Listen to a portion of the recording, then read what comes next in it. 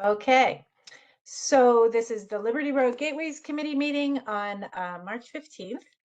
And before we dive into our agenda, I just wanted to check and see if anybody had anything they wanted to add to our agenda for discussion. Yes, this is Sheila Lewis. Can you turn it up? I wanted to add House Bill 829, discussion about that. And when we get to that part, I'll talk more about that.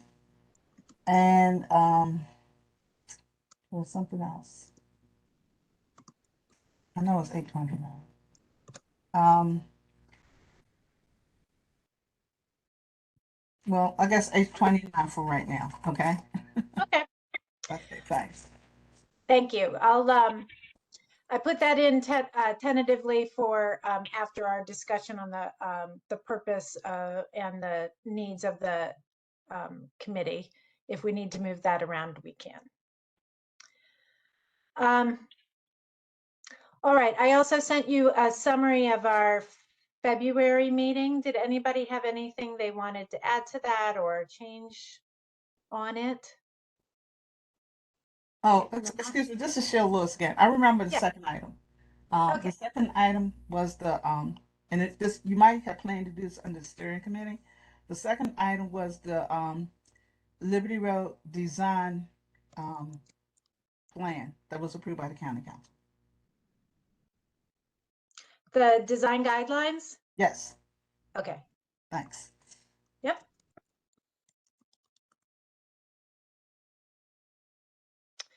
Okay. So Aaron, did you want to say something? No, if you're talking about acceptance of the minutes, I'm not able to accept them since I wasn't present. I read what you wrote, but since I wasn't present, I certainly cannot vote to accept them. I certainly wouldn't have any difficulty accepting them, but I can't put a motion on the floor to accept them. Gotcha. Thank you. Did anybody have a chance to read them and want to offer a motion to accept them? I'll make a motion to accept them as presented. Looking for substitute is And I'll make a motion to accept Devon Parks. Thank you. All right. So we have a motion and a second. Any further discussion? If not, we will have them accepted as our official meeting summary. All right. We're going to start. We have two main items for discussion that I shared on our agenda, and then a few additional ones that Sheila wanted to bring up.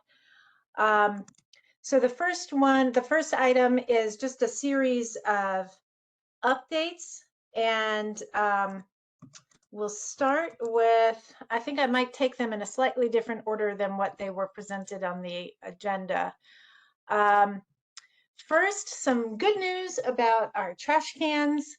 The golden sample that we received from the manufacturer was approved by our solid waste management folks. So they are in the process of making the new order. I think they have prioritized it because they messed up the last one. But we don't have a firm delivery date. I do understand that it's probably a matter of just a couple of weeks. So I would say probably in the next month or so, they should be arriving and then getting ready to be installed. Linda, did you have a question? Oh, could you unmute yourself, please? Yes, I'm sorry. One suggestion that was made by MDOT when they did the walkthrough with us is that consideration be given to where those trash cans are put, because a couple of them were placed, in their view, in the wrong location. because you have to have a certain path, so many feet, so many inches, and so many and certain depth for wheelchairs that let off and some of the trash cans were blocking it, and also just were on the wrong in the wrong place. So they need to check before it's sunk into cement. Okay. I will circle back around with our Public Works folks on the exact process that they'll use for verifying the installation, and make sure that they're able to give some guidance on that issue. And as well as being ADA compliant. Mm-hmm. Yes. Yeah. I'm just typing a few notes here. Give me 1 second. So we need to make sure installation is okay.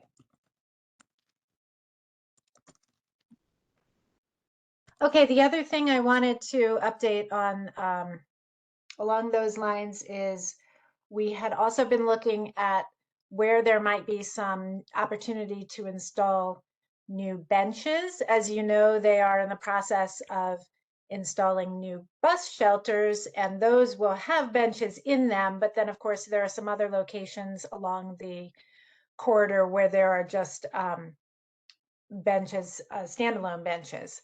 I believe that there is enough funding available through the state to do a significant bench replacement project. So we're in the process of looking at where those benches could be replaced. It's a little bit, we have to do a little bit of paperwork in terms of setting up an MOU with our Public Works folks for maintaining those benches. But that's in the works, just so you know. We're looking at how we can take advantage of that program to get some new benches on the corridor. Yes, Linda, go ahead. Once again, very similar thing. You may recall that at Woodmore Shopping Center, there was a lot of area for where the bench was sunk back, largely because they removed the sign for the shopping center. That's where that huge stone brick sign used to be. And that's where they put the bench and the shelter. And so where the bench and shelter are right now is about 25 feet away from where the bus stop sign is. Bus stop signs and benches should be somehow closer than 25, 30 feet. Otherwise, you put in a bench and a shelter, but people still need to stand at the bus stop to make sure the bus sees them. Yes. Thank you for reminding me of that. And I will follow up with our friends at M.MTA to see how we can make that adjustment.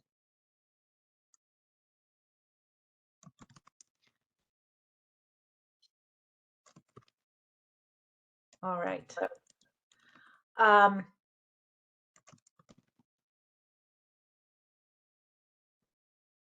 Next update I have is our Housing Resource Day that Marcia Williams and her team had suggested when they met with us in February.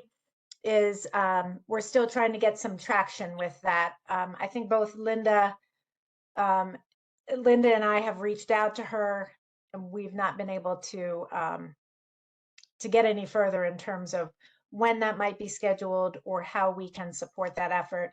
But it is something that we're both still working on, and I will give you some updates as soon as I have some more information. She's kind of tied up with the one on the other side of the county in Dundalk right now. Yeah, I'm sure. Just the sheer number of programs that they were describing was pretty mind-boggling, and I'm sure they're extremely busy. So we'll just keep putting some little reminders out there and seeing what we can get organized. Okay, then we also had identified as a priority project to pursue some of these ongoing ideas around litter reduction. I have taken all of those ideas and I'm working on convening a group of people from different county offices so that we can discuss sort of a coordinated approach to litter reduction on the Liberty Road corridor using the ideas that that we've generated so far. So that's in the works. It has not been scheduled yet, and these things may take a little bit of time to kind of organize around and figure out who's doing what, but I will keep you posted as those discussions progress.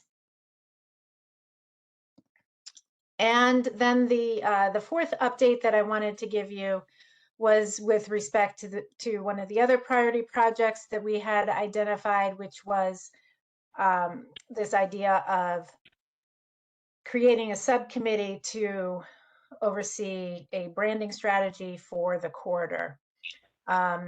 Several people had graciously volunteered to participate in that discussion.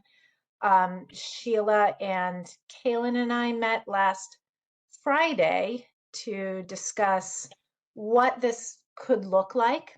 And we have a couple of highlights that I want to share from that meeting, and then I'd like to get your thoughts on that. So Sheila had provided some information that she had found related to branding that really sort of pointed at the purpose of a branding strategy as sort of a marketing device or a marketing tool in addition to an identification type of strategy.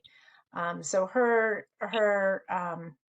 research was sort of indicating that what you're doing when you're trying to develop a branding strategy is highlight the kinds of things that you want to try to attract people to. And so we had a really good discussion about whether or not the Liberty Road corridor is at the right point to do that kind of campaign. That's something that we can discuss a little further here as a full community or full committee. But for the purpose of giving a little bit of summary of our discussion, where the three of us landed in our discussion last Friday was regardless of whether the corridor is ripe for that kind of approach, we can at least look at creating some kind of identification for the corridor by way of some gateway signs. And we also talked about the existing community signs, those nice stone monument signs that have the lists of the different communities. I think there are 3 or 4 of them on the corridor already. 4, thank you. So where we ended up as an initial step on this notion of creating a branding strategy was to look at 2 things. Number 1 is the creation of a new gateway sign at the city-county line, or basically where Northern Parkway and Liberty Road intersect. Of course, we'd have to identify the exact site, but something down in that area that says, you know, you're entering onto this Liberty Road corridor.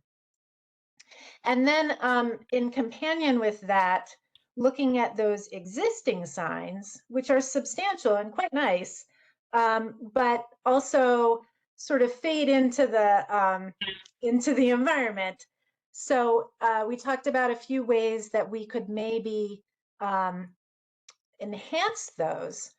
And that could be anything from landscaping, adding some landscaping, maybe even exploring ways to uplight them so that they're a little bit more visible. They probably could do with some cleaning, and potentially, I don't know if we'd even want to explore something like not painting the stonework or anything, but perhaps the lettering could stand out a little bit if it were, I don't know, gold or something like that. So both of those things we would want to engage a design professional to give us some ideas on, and we would probably also look to them to identify ways to get some input from the community on those ideas. So that's where we landed at the end of our discussion on Friday. I'm going to ask Sheila and Kaylin if either of you guys want to add anything.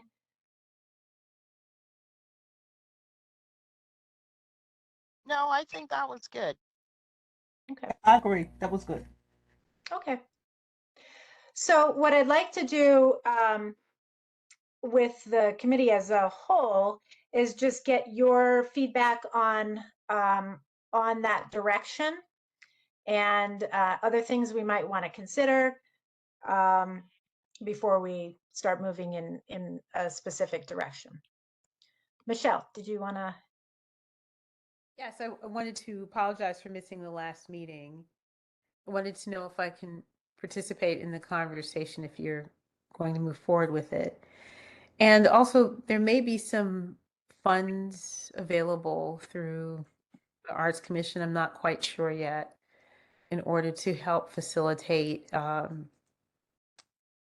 some conversation about identity or I don't know how this could move forward with in the gateway. Great. Yeah, we'd love to have you join us. Thank you. Yeah, and Michelle, you might be in a position to suggest the professionals who in that field, because I know that's what your staff does. Yes, I mean there are opportunities for that too.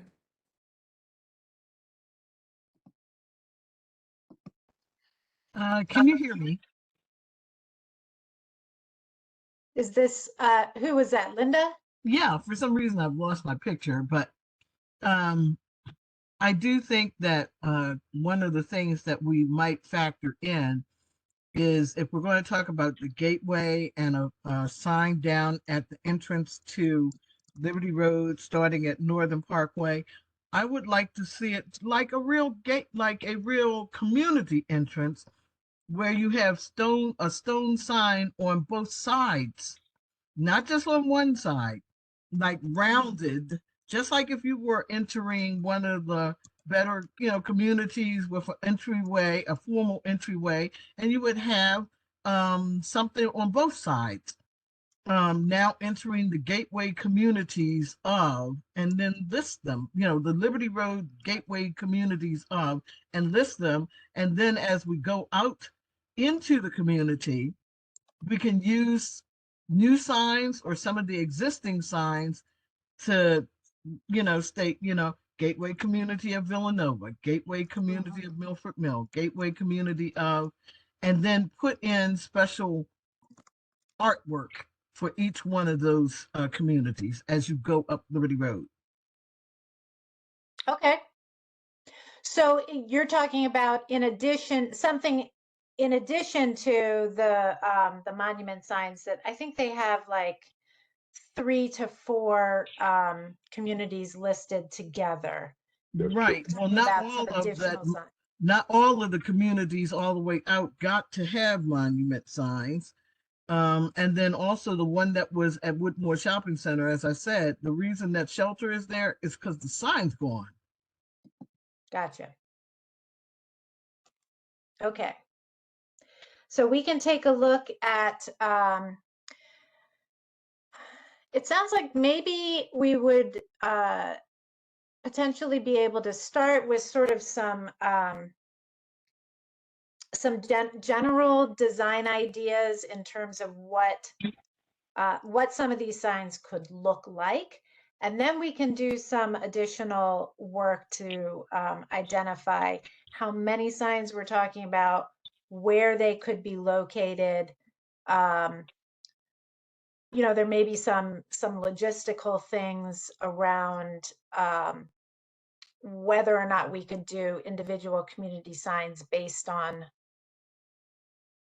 the available right of way and things like that. But that's all something that we would be able to do with some field analysis and some digging around into things like property boundaries and all that sort of stuff. Aaron, yes.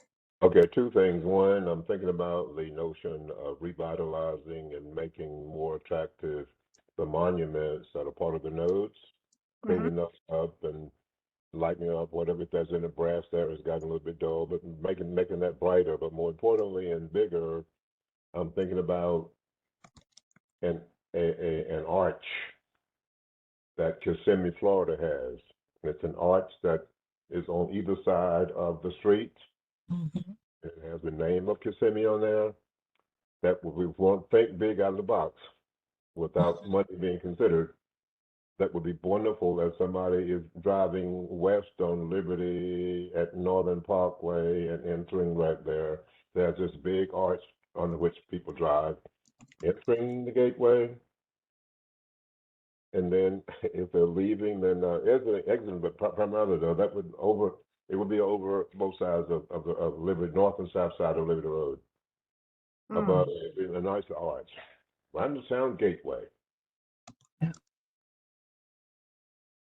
Kissimmee, Florida has one, and I can go online and find a picture up and send it to you. Or when I get back in April, I'll be down there in April. I'll take a picture and send it to you so you can see what it looks Perfect. That would be awesome. Yeah, there are a lot. I'm sure there are a lot of precedents that we can look at in terms of different arch. ways that, different ways that communities have really called attention to their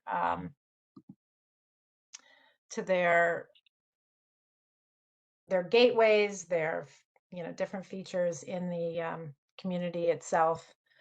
I was But looking at something the recent. monuments, the existing monuments are at least 20 years old. That's when Jim Smith first became county executive in 2002. They were erected shortly after that one. So they have a lot of age on them, so they can truly be cleaned up because they're weathered. Thank you. Yes. Mhm. Yeah, and I think there are some opportunities these days that might not have been available back then in terms of like solar powered lighting and that kind of thing that that could really just call some attention to them, particularly at night, obviously. All Also, right. Yes, go ahead. did you want to bring up, wait a minute, I see my name multiple times. Did you want to bring up the wayfinding signs? We sure can. And in fact, I have some pictures that I could share.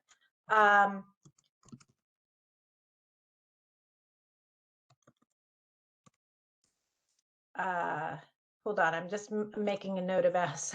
Sorry, it's hard to type and and talk at the same time. Okay, there we go. Okay.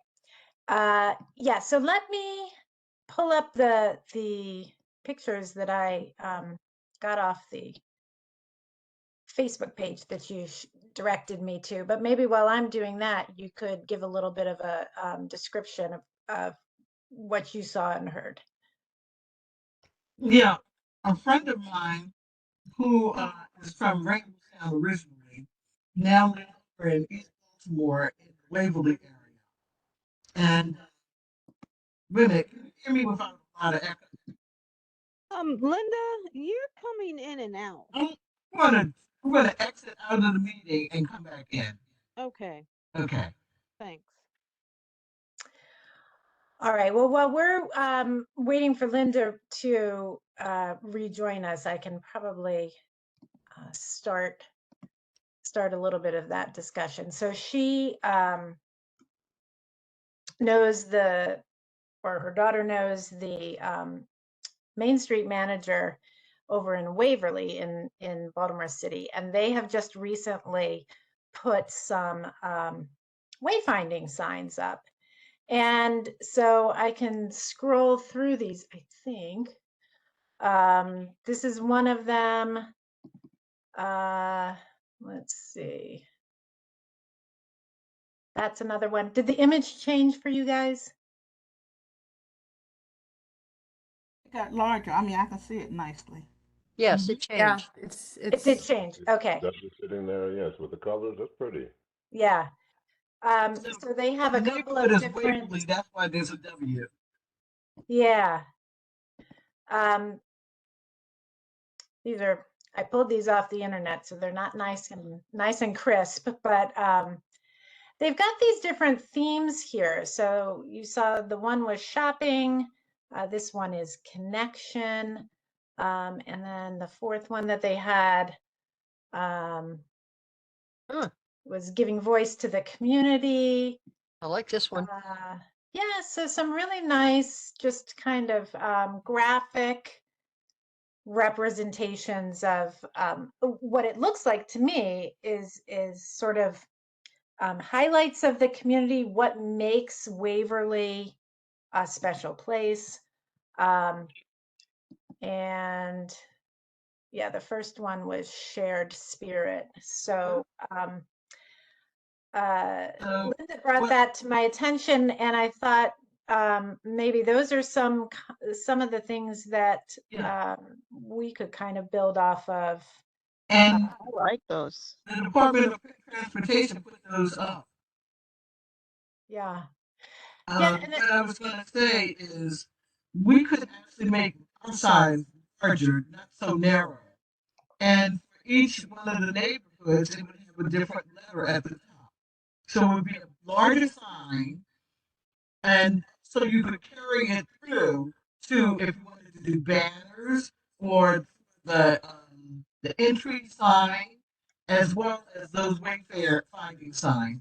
So the theme for each community would be visible from both sides of the street, and you would see the letter for that community with a larger sign.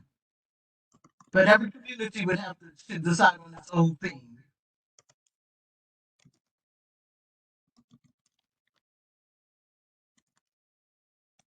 thoughts from So the are group these on part of a something like larger that? design strategy for, I mean, how do they integrate into any other wayfinding or promotional signage in the community?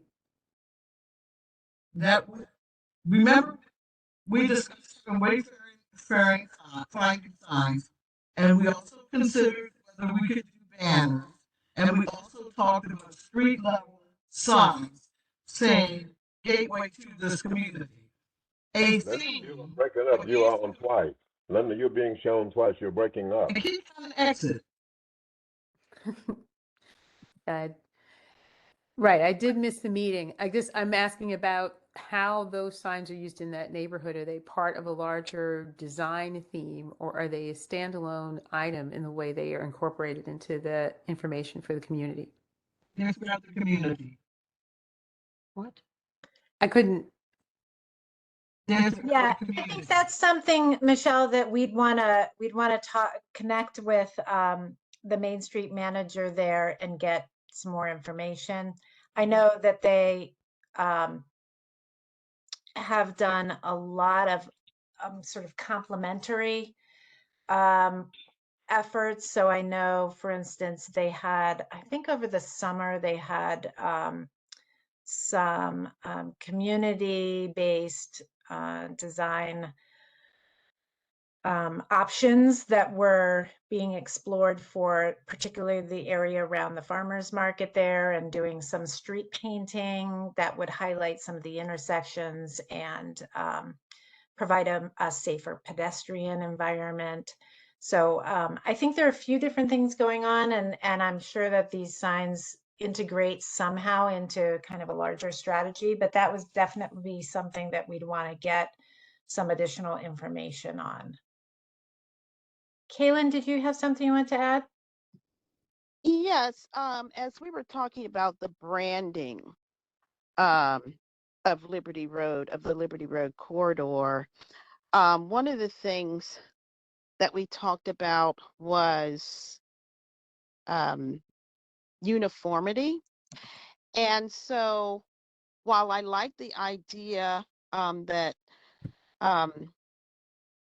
Linda mentioned, I think it was Linda that mentioned about each neighborhood having their own design, when we think about branding, a lot of times you want to stick with the same design to make sure that everybody knows you're all part of that Liberty Road corridor. So I don't know, what the best solution would be with that, but that's just something to think about.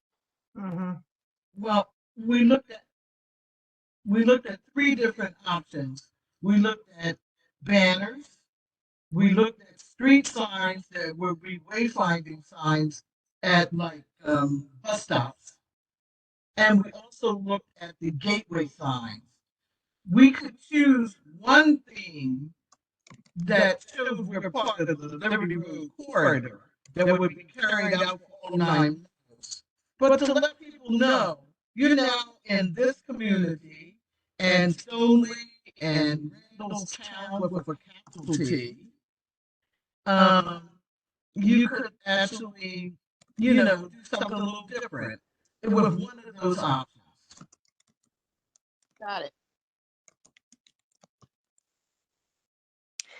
Yeah, I think that is, those are all the kinds of things that, to Michelle's point, we would want to look at sort of holistically. So there could be multiple pieces to a branding strategy, but then the way in which they get installed or implemented should have some kind of uniformity and consistency that reinforces that brand. Otherwise, you're kind of shooting yourself in the foot in terms of what you're hoping to achieve by establishing a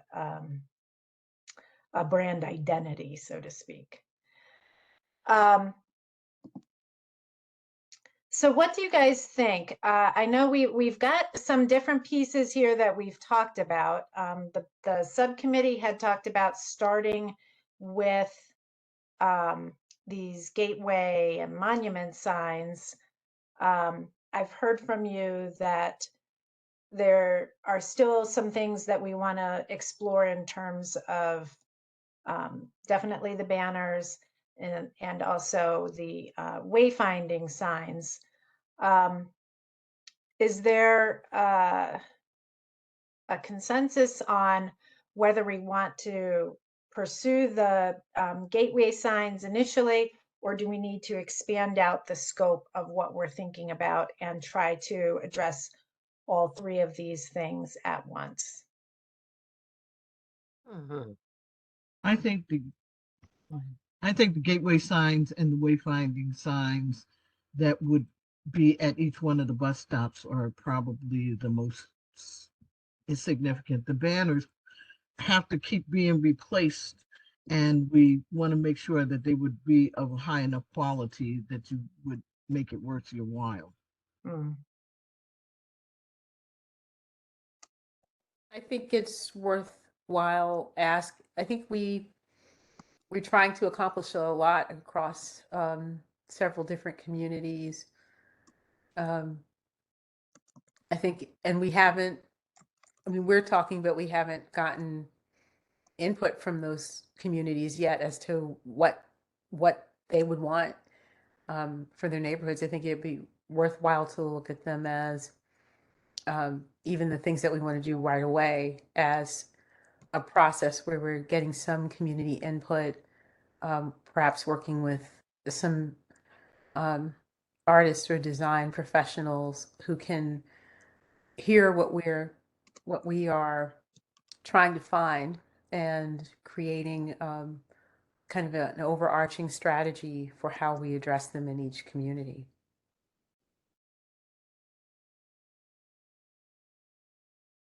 So kind of starting that conversation, but maybe taking it in some bite-sized chunks. I think Shirley has her hand up. Yeah, Shirley, please. First off, I understand the idea of wanting uniformity throughout. However, there are a lot of these signs that have already been designed and have been there for a while, and we could clean those up. What we need, what I think would be advantageous is if we created a type of logo for the Liberty Road Gateway, Mhm. and that made into some kind of a metal thing or whatever to put on each one of those signs that each community has. That way, each community can have their own look and yet be a part of the gateway. Maybe the community wouldn't want them all to look alike. They would like to be their own person, but they would like to be a part of, and this would be a way of signing their sign with something that says, I am a part of Liberty Road Gateway. And that way, they could save some money and just have those cleaned and fixed up or spruced up. And the new ones could, the people who don't have them could have new ideas on what they want and still add this signature that we could create to their new sign, and everybody would have their own identity, but yet would be inclusive of the Liberty Road Gateway. I Mhm. like it. Mhm. Thank you. Yeah, that's India and then Divan, I think. I think Shirley has an excellent idea about creating the logo, and Mhm. perhaps we can work with the school system and open it up as some type of contest or something with the students. right. Thank you. Divan? I was just, yes, I agree wholeheartedly with Shirley. Um, but I was going to say, with the list of, what is it? The list of presidents of the communities, I guess get them involved in that. I don't think that you know, open it up broadly, you're going to come up with all kinds of ideas, and I think the process is going to take longer than what it should be. I just think that getting that's what, I guess presidents of each community um can have a say of how their community wants to look and feel, and getting them involved, and also putting deadlines on all of this stuff so that we can have a smooth process. Mm-hmm. Yeah. Yeah, that's a great idea. Thank you. Linda? Linda and then India. Okay, so that's what I meant when I said, if we have at the beginning of Northern Parkway a general, whether it's written in beautiful script with a frame around it or whatever, now entering the Liberty Road Gateway communities of, and list them all. And then as you go out Liberty Road, each sign would say Liberty Road Gateway Community of, and you would have that signage, that script, that whatever the theme sign is, and then of Milford Mill, of Randallstown, of Villanova, of whatever it is. And then that community could come up with a design that it feels appropriate. I do think, though, for the central downtown area, right where the library is and the medical center is, and we have some live music that's coming up that's sort of becoming its own little arts community around some of the restaurants. I think that we need to also maybe highlight some of that as well. Previously we talked about uh, Negro National Baseball League. We talked about the schools. We talked about the library. We talked about healthcare, and so forth. So we could have something that highlights that particular community, a design that's just for that community, or each community could adopt one of those themes that highlight what we want to stand for as Randallstown. We're about culture, we're about history, we're about the athletic programs, the medical center, the library, all the resources that make up Liberty Road. So that's my 2 cents.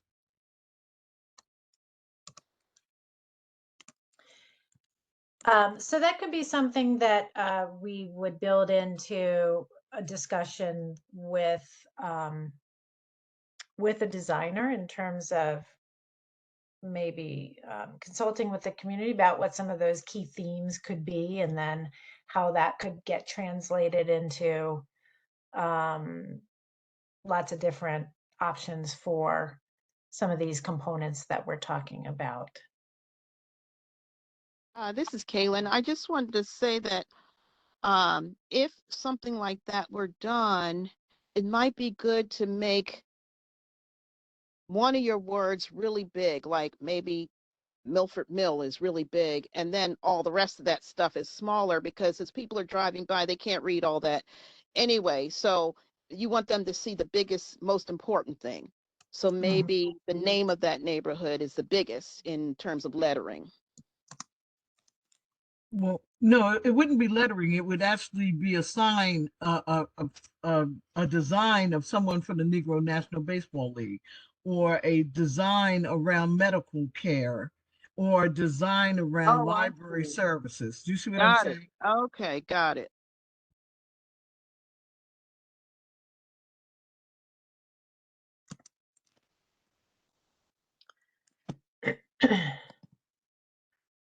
All right.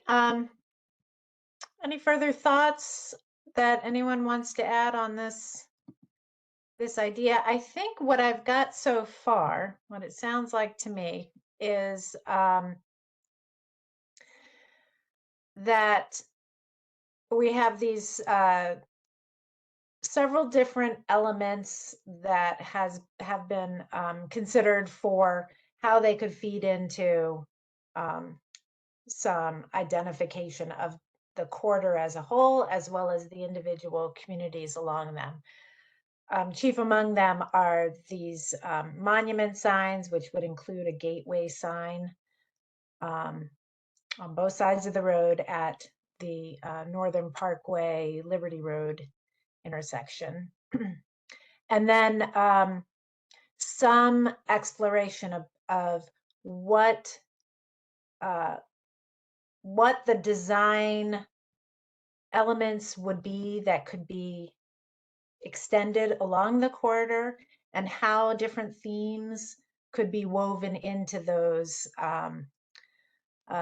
either monument signs or wayfinding signs.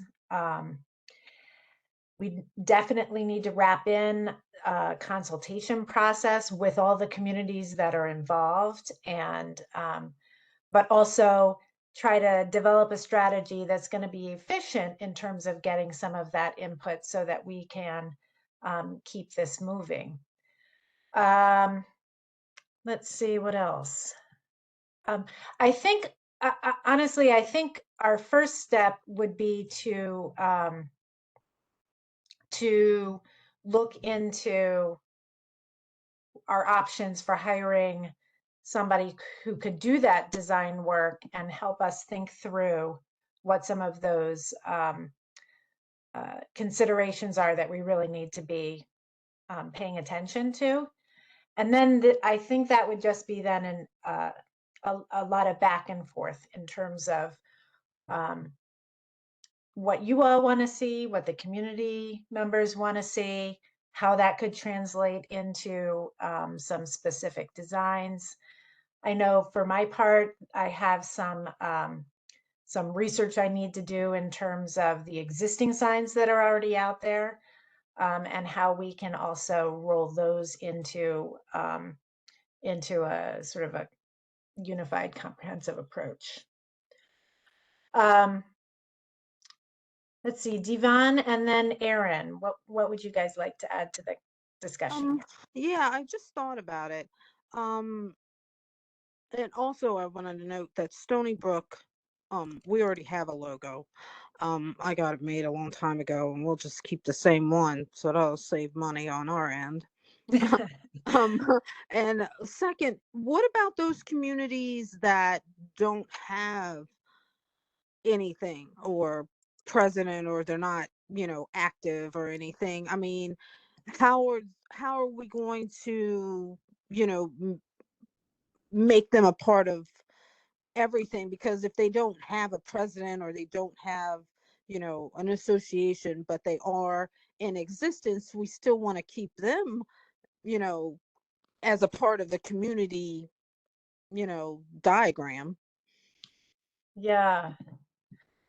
Well, that would be, I know we have a database of community associations. We try to keep it up to date, but some of it, like you said, is a question of whether they're active, whether they have contact information that we can use. But I think what we'd want to do then is identify the ones that we are missing and then make some strategic outreach to them. I would hope as well that that somewhere in this mix, we would have some opportunities for just the broader community to provide some input. And we could explore lots of different ways, especially with the warmer weather coming up, I'm sure. Hopefully warmer weather coming up. We could explore where people are naturally gathering, what sort of events are out there that that we could be present at to gather some additional feedback. So hopefully it could be like a multi-pronged approach. That's what I would look for. Aaron, did you want to add something? You answered my question in your response to the lawn, so I won't get to repeat it. But it had to do with an active list of known community associations that are closest to Liberal. We want to know how close they are on the north and south side of Liberal. How far north do they go? How far south do they go? Because there are some that are in back of other community associations. So how far are we going on either side? Yeah. Yeah, because like, for example, where Woodmore Shopping Center is, there's a still active Woodmore Community Association.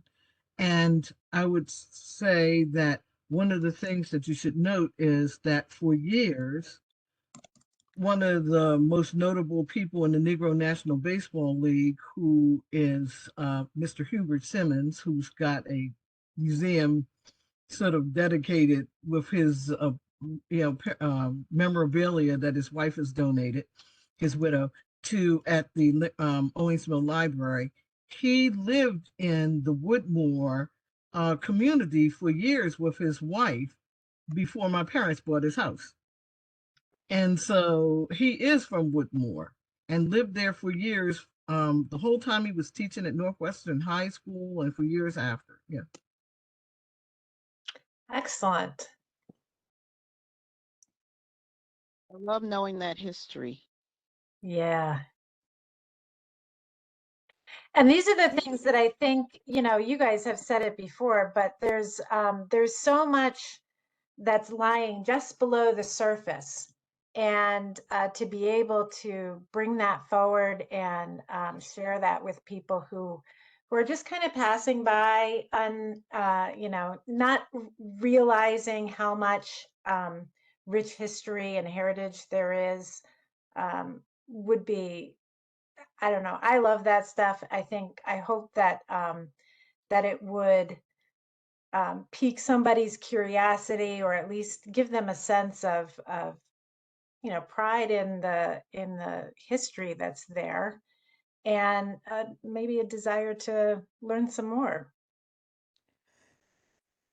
The museum used to be in our church basement at Lochern. Mm-hmm. They were Oh wow. an elder there, and Kevin Kamenetz attended Boy Scouts in our church basement too. Does anybody know where that collection is right now? It's Uh, at the CCBC, at CCBC in a Owings couple Mills of different Library places. campus. Yeah, it's at the library. They've just recently added a third floor that's got it. It was on 2 floors. Now it's on 3 floors. But a lot of the memorabilia tours, whenever we have a state fair and Black History Month, and some of the stuff has been taken down to the Reginald Lewis Museum. It's around. They tour nationally also with some of it. But yeah, there is some of it still being housed in storage. And part of the reason that his widow, Audrey Simmons, came to me and said, that we've outgrown how much space we can use in Lockern Presbyterian Church. And for a while, it was also in the basement of the Randallstown Library. And it outgrew that because what happened was she stayed in touch with some of the other widows and she asked them for the memorabilia and they gladly gave it to her. So she has not only what he accumulated in his lifetime, but other people's memorabilia as well. Well, Ray Banks, Yes. he has done a lot to keep that going too. He's like the ambassador for He the is. Negro Baseball League. Yep. Yes, he just did a talk at Owings Mills Library about it for Black History Month. It was good. Yes, he's terrific and a great guy. He is.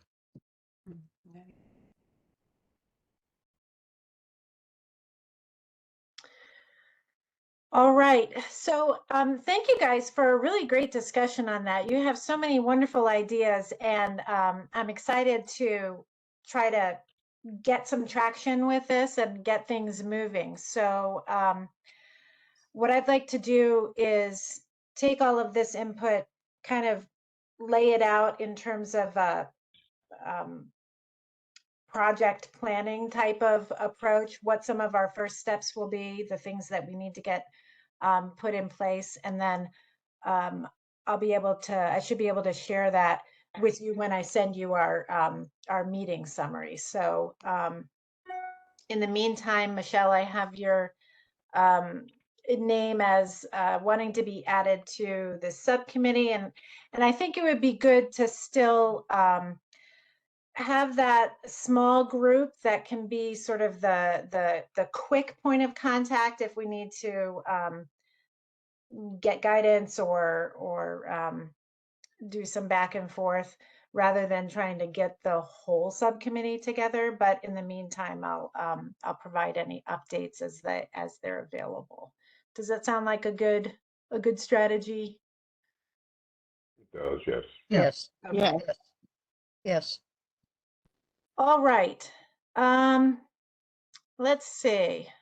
Next on our agenda is a discussion on the purpose and needs of this committee. And I just wanted to put out for our discussion a couple of questions in terms of how you all see this committee functioning, what its primary purpose is, how we collectively can best meet the needs of the community, and the needs of the county, which from my perspective is working on implementing this this action plan for, well, it's the Northwest Gateways Sustainable Communities Action Plan. We're kind of taking just that Liberty Road corridor piece of it. So purpose, how we can best meet the needs of the community and the county, and then whether we want to revisit our meeting frequency and or agenda items based on that. So obviously you guys know we're currently meeting once a month. As these projects get going, sometimes it takes a little while to get some to get information, to get any progress made. I certainly want to make the best use of your time, but I also don't want you to feel like we're just bolting ahead and you guys are not kept in the loop in terms of what's going on. So with that, I'll open it up for discussion in terms of your answers, responses to some of those questions. Linda, you want to Yeah. go ahead? I know you and I spoke about this earlier, and I know that we're still going to be working with Marcia around doing a housing conference and lending support for that, and then organizing hopefully a dumpster day or two. But it would seem to me that at this juncture, perhaps we can continue meeting on a monthly basis through July. And after that, agree to meet at least every other month. What do you think? Anyone else? Thoughts? That makes sense to me. Yep, I agree. Sounds good to me. So do I, yes.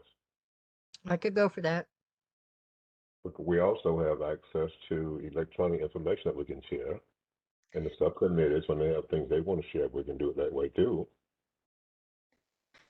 Yeah, absolutely. I mean, there's not, there's probably a fair amount of these updates, like some of the stuff that I shared with you at the beginning of this meeting, could have just as easily have been shared via email. Of course, that requires that people read their emails.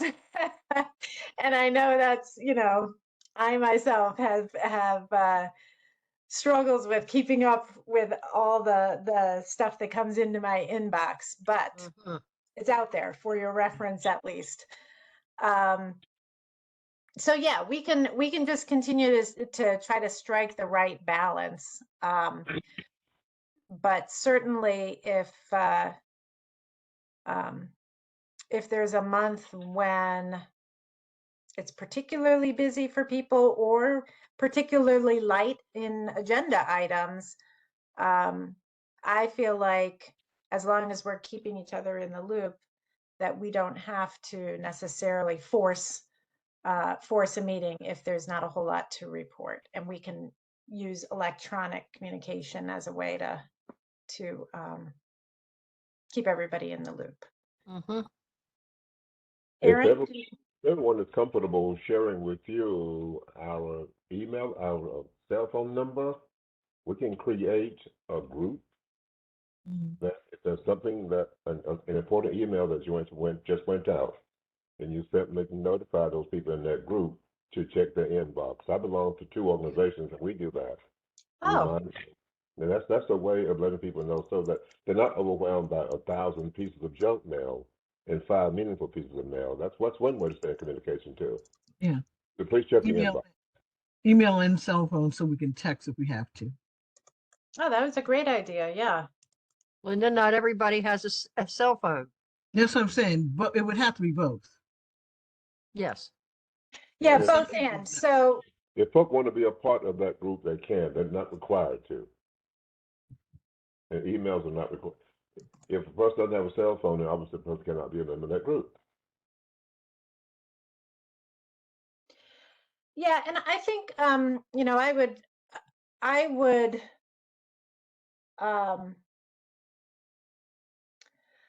prefer to have it be that that both and kind of approach. So if I sent an email that has updates or information, then I think, Aaron, what you were describing is that then people who've opted into that texting list, I could send a message to say, not the same as what I said in the email, but just check your email because I just sent you something. This would be good.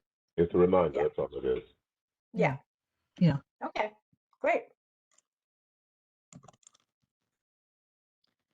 So I will follow up from this meeting with some kind of way that those who want to opt into something like that can share their cell phone number with me. Well, feel free to use mine. My information is public. I do have yours already. All right. Any other thoughts on some of these questions about what our purpose is, how we want to try to achieve that purpose, and how we want to achieve it in the most effective, efficient way? I would say that I think it was Divine's idea. I'm sorry, making sure that we do have deadlines. That helps us to not have this drag on and get some things done. Yeah. Thank you. I'll make a note on that. That's another thing that I think Shirley and I had, or not Shirley, Sheila and I had talked about at one point was sort of the commitment that you guys have agreed to make. So this may not be the kind of committee that we want to foresee as being existing forever and ever and ever, but with a defined scope. And right now, I could offer that, we have, as I understand it, the committee was organized to help implement this Sustainable Communities Plan, and that plan is due for renewal again in 2025. So maybe that's kind of our near-term horizon in terms of what we're shooting for. But of course, again, we want to try to make sure that we're meeting with a purpose and that we're achieving those purposes. So I like your idea, Linda, of sort of pulling back a little bit in July. Someone's driving, I think. Yeah, mute yourself. Oh, there we go. Sheila, did you want to add some thoughts? Yeah. Oh, I know this is complicated. I'm trying to get my thoughts together. Okay. I'm trying to think this through logically, and that's the challenge. I remember this, I guess it's going on almost 2 years, maybe 18 months, I don't know. And it was a steering committee. We had some money to identify something. We started with the litter issues and then the bus shelters. And it has the name on it, steering committee. And I didn't know if our function was, for example, when we did the talked about the litter, we did a lot of legwork, a lot. Individual members did a lot of legwork. When you add that up, that was substantial legwork doing that. That we were doing work, that's the function of the county. But they said if you wanted, you had to do it. So we stepped up to the challenge and we did it. I'm talking collectively. And it's the same way with making the contacts, running down the people for the state. Linda did a lot of that to bring them in. Again, that's a county function because it's what they need to do to keep our community in the state that we feel it should be kept in. Now, one of the things that I think we've really done greatly well on is focusing, steering the county staffs to the areas, to the issues that we feel need to be addressed. And if this is a steering committee, as we go forward, is our function will be to continue to steer the county to areas, to situations, to issues that need to be addressed and get them to step up and do what they should do, whether it's providing funds or providing or charging their staffs with doing the work that they should be doing so that we can get those things achieved. And that was my concern. Are we going to continue down this path that once we have a problem, the county is going to tell us, well, since you have the problem and since you identified it, then you do all the work and bring it back to us in a nice little package, which we've done. Or are they going to say, thank you for identifying these issues, these problems, these aspects, and in collaboration and cooperation with community residents, we're going to address it. That was my issue and that was my concern. So in terms of, as you look forward to how this steering committee should be functioning, the kinds of things we should be talking about, how often we should be coming together, are you thinking that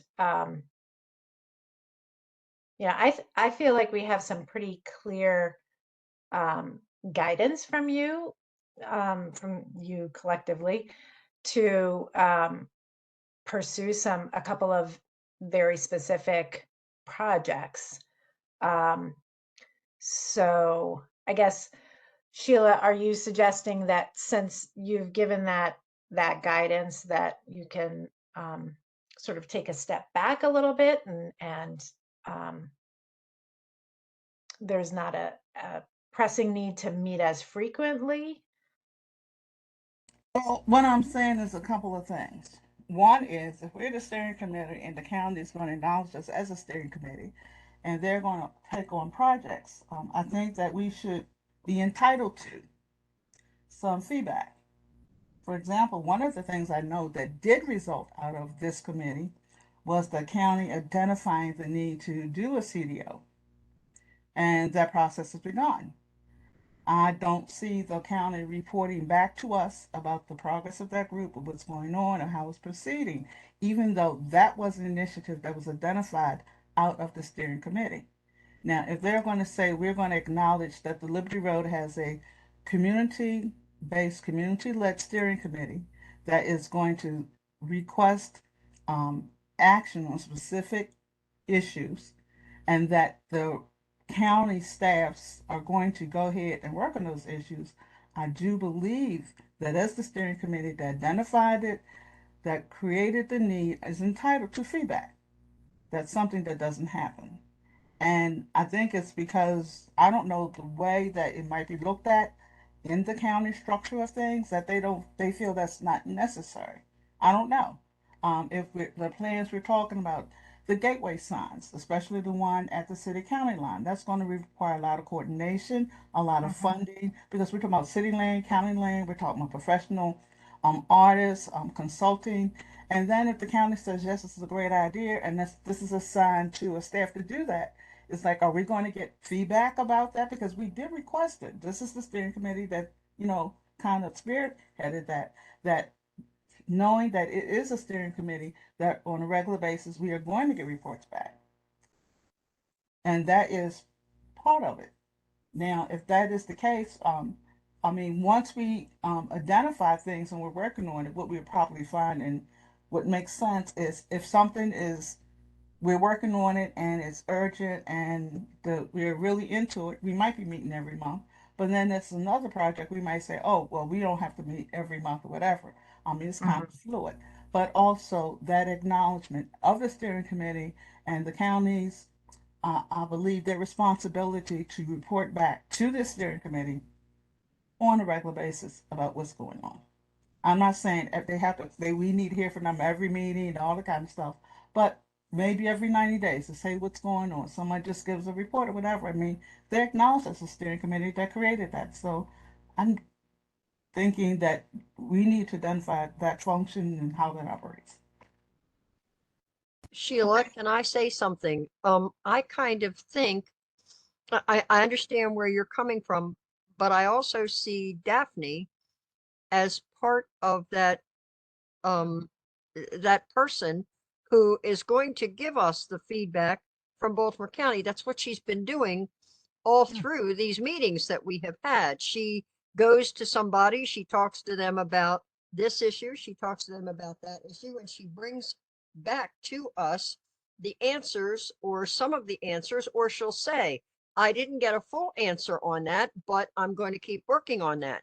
I do believe that in this particular instant, we do have someone from Baltimore County who I feel is being fair to this committee and is really trying to give us the information that you're interested in and is important to this committee, in giving her all the fairness that she is due. Aaron? I agree with Shirley. Related to Daphne's role and what Daphne has been doing, is doing now, and I believe she's going to continue to do. She's already stated that she's going to look into and get information about all the things we talked about, see what the next steps are. So I feel comfortable that we are getting feedback by way of Daphne. And if she needs to bring in Donay or Amy or other people, in the past she's done that, and I think she'll still continue to do that one. So I'm quite comfortable the way we are right now. Linda? I guess I feel the same way. When I asked you, would you please contact Marcia in the housing department, you tried to reach out to Marcia. Now I know Marcia, she knows me, so I also can reach out to her directly. But the main thing is I'm just happy that we're getting stuff done. Whether we get credit for it or not, now or in the future, I'm just happy. People are saying, wait a minute, where did that come from? Who did it? Well, it was the people on this call that did it. It wasn't somebody else that did it that might later want to take credit for doing it. But we know that it was the people here collectively. And when we come up with the new signs and all of that, people are going to say, wow, who did that? And it's going to be the people that were on this call. Yeah, and I'm completely open to whatever kind of feedback you want to give me in terms of things that you want to have brought to you and things that you feel you don't need to have brought to you. Like I said, I want to make sure that we're making the most efficient and effective use of your time. So some things probably, we want to be able to keep moving and may not be able to wait until the next time the group meets, in which case we can do some electronic communication, or you can say, you just go handle that and report back to us when it's settled or whatever. But please, whenever I send out like an agenda and ask if anybody wants something added, please feel free to email me and say, I'm curious about such and such. Can you give us an update? And if I don't have the information myself, I can try to track it down before our next meeting. Yeah, and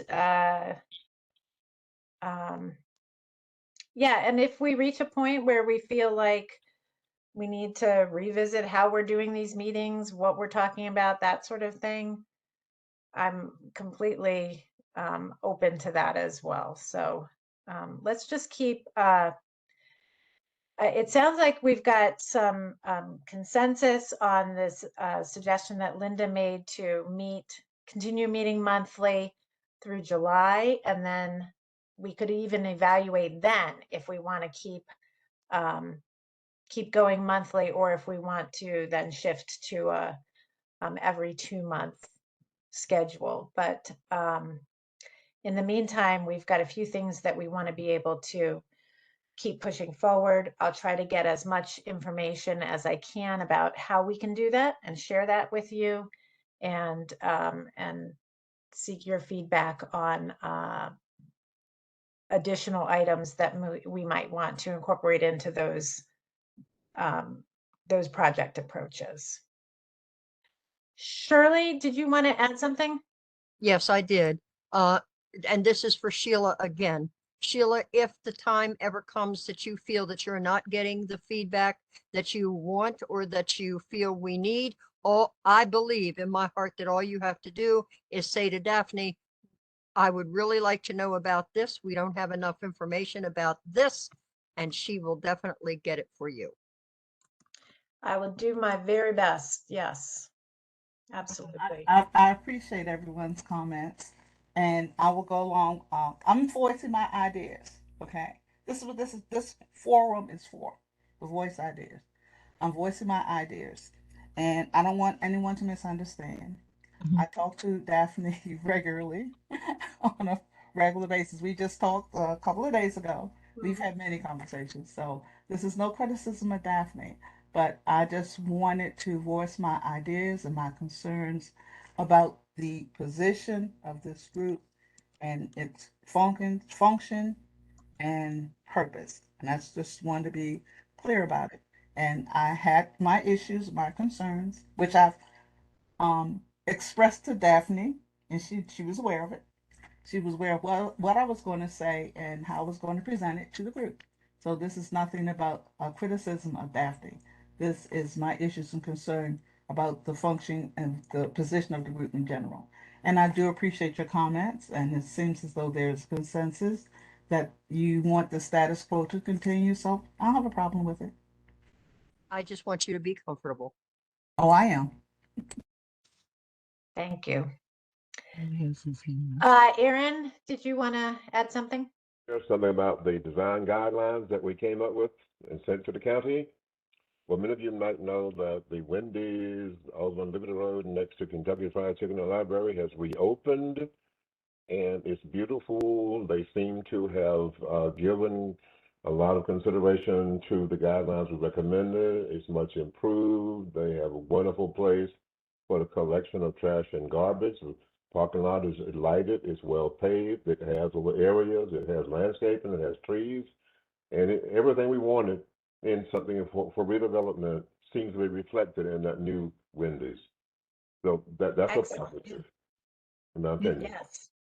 Yeah, I was going to say similarly, even though we still have not gotten what we ideally wanted from the food store where the Milford Mill Giant was, in terms of the layout, the physicality of the area, they accepted what the previous iteration of the steering committee, the design committee, they accepted it. They put in everything that we asked them in terms of the layout of the lighting, the islands, the large planters, the everything that we asked for.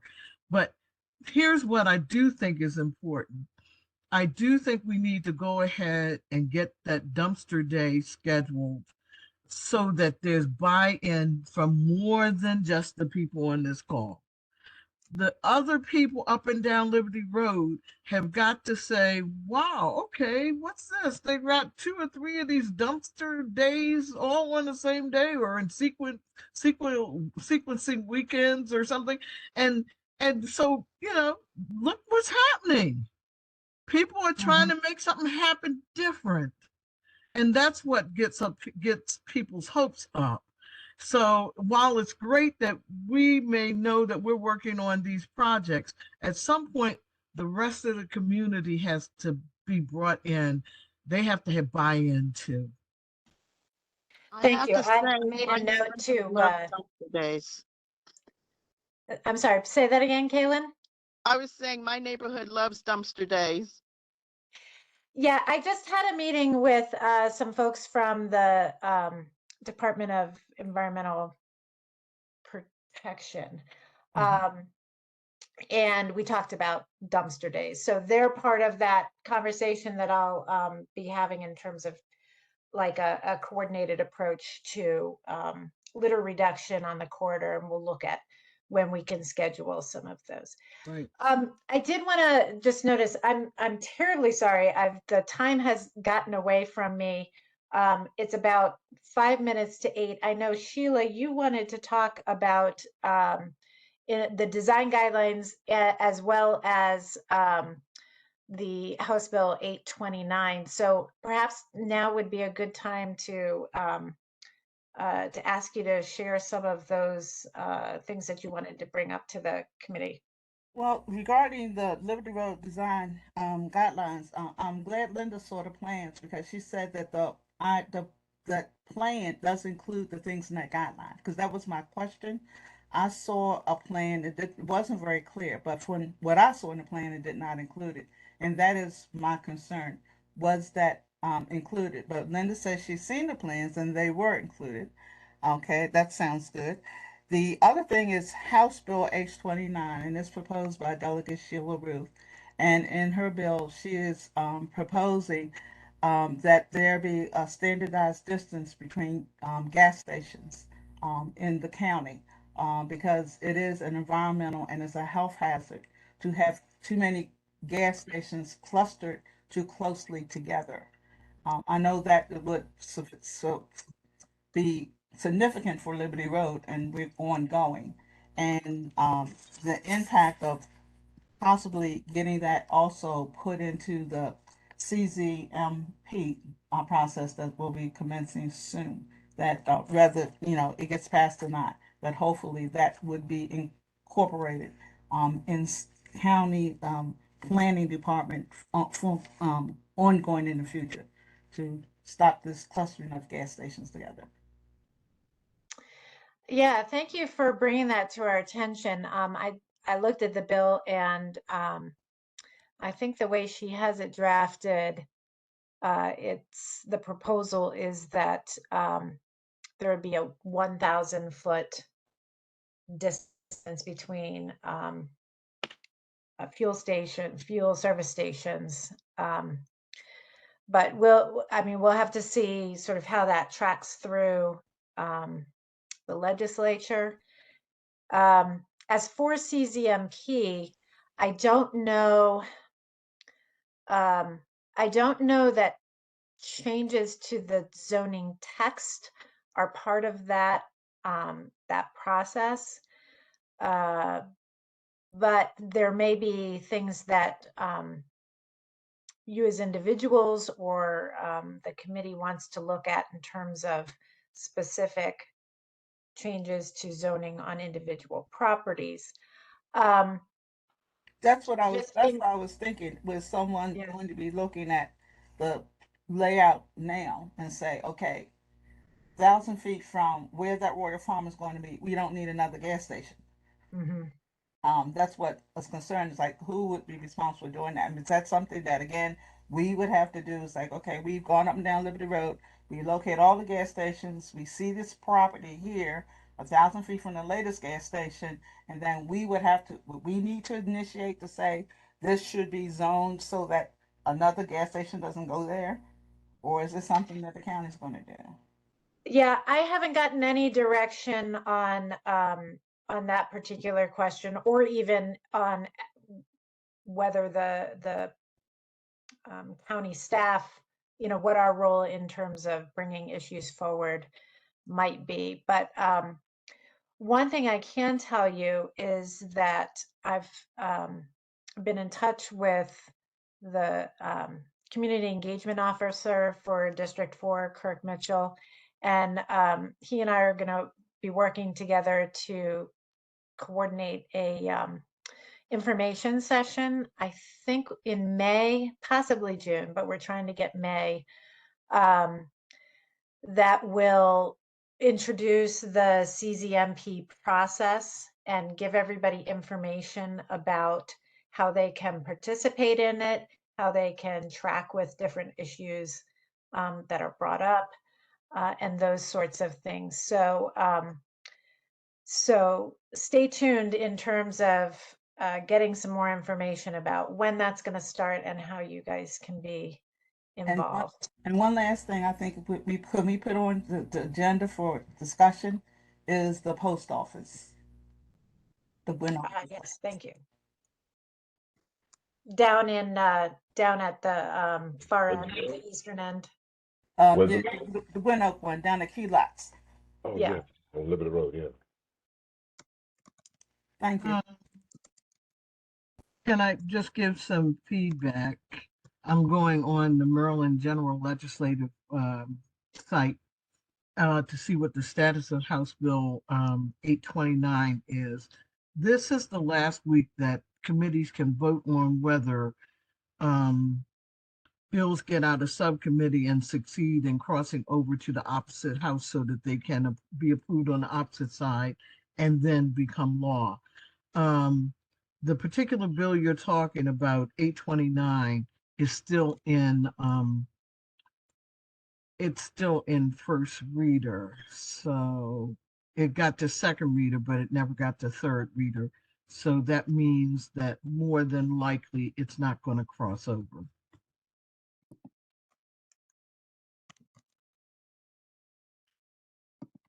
Because everything has to be voted on this week. It's still in, it says, it got the first reader, it was referred to committee, it was heard before the Environment and Transportation Economic Matters Committee, and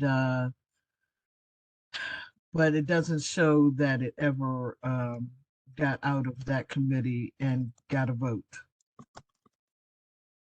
The hearing was on March 7th.